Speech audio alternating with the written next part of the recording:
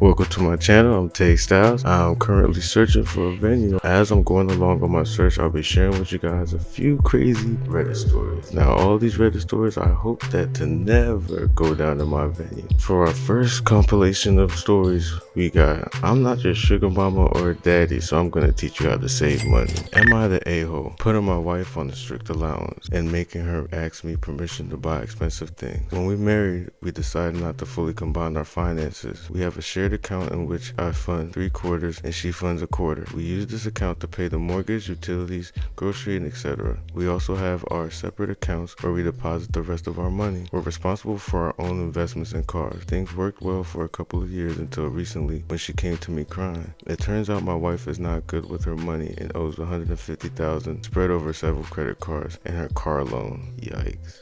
Unless she wins the lottery, there's no way she would be able to pay off her debt, and I didn't want her to mess up her credit by declaring bankruptcy. I decided to loan her the money to pay off the debt on strict conditions. I will take over her finances, including receiving her income. This doesn't sound like it's about to go so well. She will be placed on a strict allowance and budget. She will have to ask permission to buy anything over $50 and have to go by my judgment. Yikes. $50 of spending? I know females like to go ahead and get a little Amazon Prime, but $50?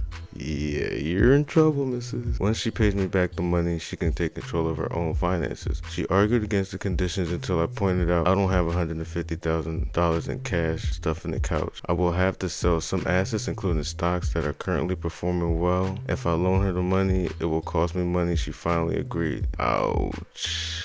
This weekend we were at a dinner party where after too many drinks, some of the women decided they wanted to take a girls trip a few weekends from now. My wife turned to ask me if she could go, and I answered no, it's not in her budget. I'll spare you the details of the argument that erupted, but the too long didn't read version is that I'm a misogynist pig who keeps her on a leash. Ouch.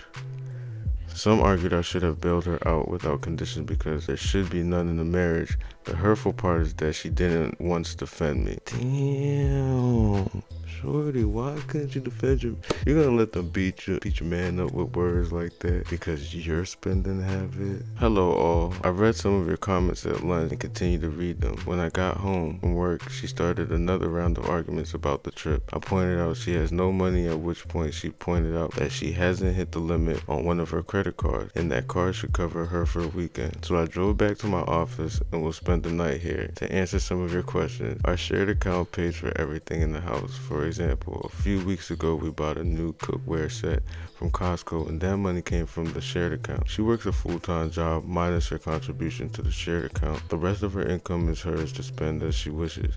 I cover things we do together like dinners, dates, and vacations, as should. The principal amount she owes is about $120,000, of which about half is her car loan. The rest consists of interest and late fees. Late fees? Come on, girl. I didn't bring up her debt in front of our friends because I wanted to protect her reputation.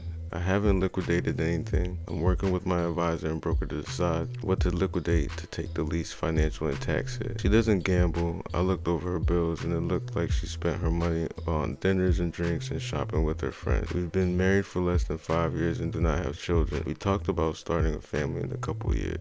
Out of pocket, make her destroy her credit cards and cancel them with you as a witness. Then don't tell her beforehand, freeze her credit. Sure, she can unfreeze it since it is her credit, but maybe that extra step will help with the cards. How do you even get $150,000 in credit limits when you owe so much? My husband and I make well over that and we don't have that much in cards. LOL. And I pay mine off every paycheck. Shouldn't have bailed her out. You'll never get that money back and this won't end well. Ouch. And the next one.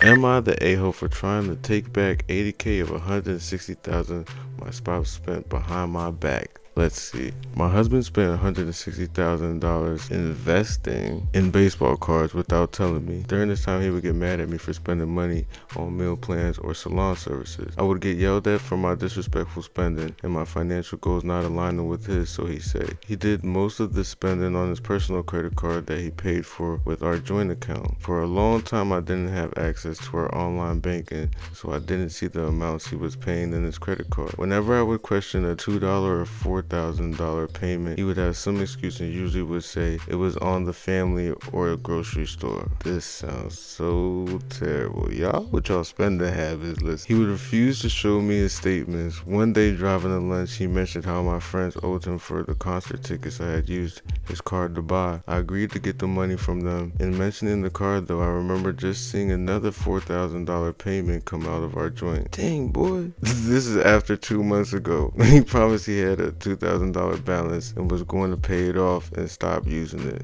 So I asked. I thought it was going to be paid off a couple of months ago. That was all it took. Ding ding ding. It sounded like he was about to go off. He launched into me about how I ruined everything. We can't just enjoy the day. This is why my relationships never work, on, and dropped me back off to our house and left. Yeah, it was this outburst that made me realize there was more going on. After lots of back and forth and digging and finally getting him to give me access to his credit card statements, I added up $160,000 in 3 years that he spent. Yo, $160,000 on baseball cards?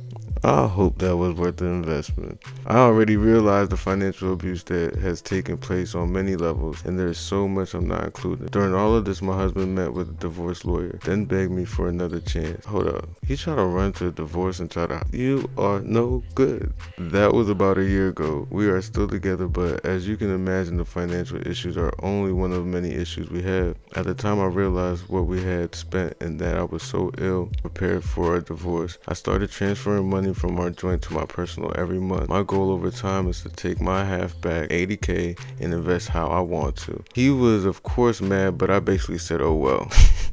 That's a big old well. Do as you should, shorty. Slowly take some money into it and trickle it to your bank account. He should have considered me when he spent it, and I was only correcting the wrong. Recently, he made sure the money wasn't in the account when my transfer was scheduled. He did this 2 months in a row and said I could no longer do this. I waited for the money to be there, and did the transfer anyway. He went nuts. Yeah, hubby, you're in the wrong, man. You messing up. He went nuts, telling me I'm a rat. He's selling the house, dissolving our businesses, etc., etc. He says that it's wrong for me to go tit for tat, and that I should let it go. The money is just sitting in my account as I have not spent any of it. Am I the a-hole for trying to take my half back over time? No siree. I don't think so at all. And he's probably seen new cards coming up and he wants us to buy more and more and more. Have you actually seen this baseball card collection? I mean, it sounds like he was spending it on other things in addition.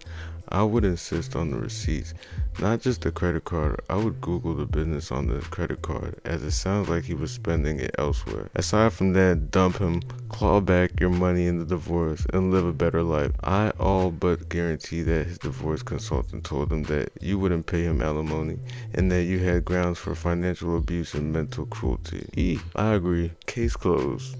Subscribe.